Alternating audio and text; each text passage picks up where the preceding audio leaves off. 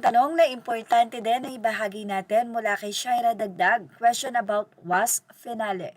Aniya, worth it po kaya yung gold ticket lalo na po sa katulad kong 411 lang?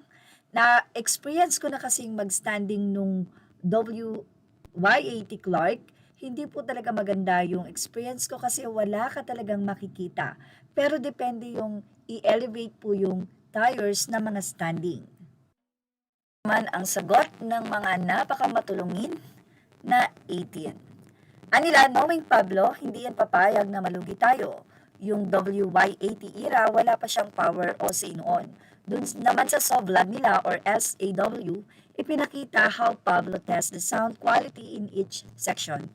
Yes, even sa Genad or Genad, I don't know, Genad, pag may area na di maganda ang sound, hindi siya pumapayag, ibenta ang seat sa area na yon. That considerate X10 Romeo.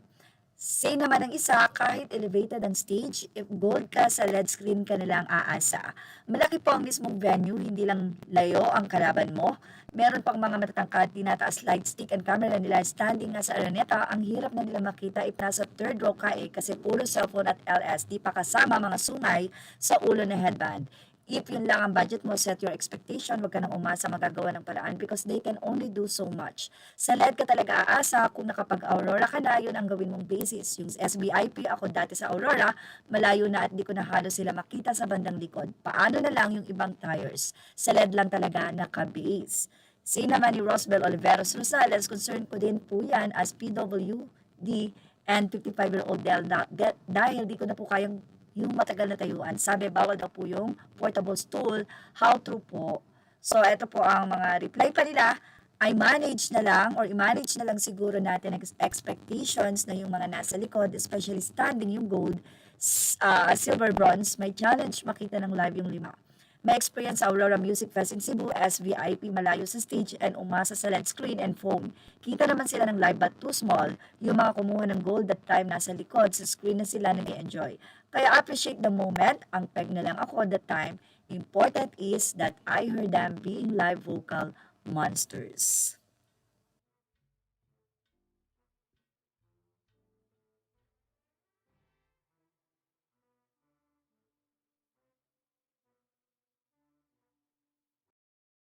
Ang question nga nito na nasagot ng mga fans na kapwa nakakapanood ng concert.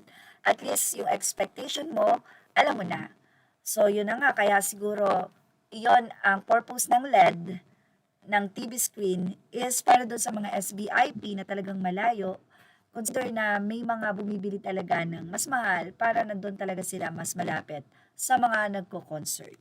Well, yan po ang ating Showbiz Snap update. Images are all credit to the rightful owners. Please like, share, and subscribe. And thank you for watching Showbiz Snap.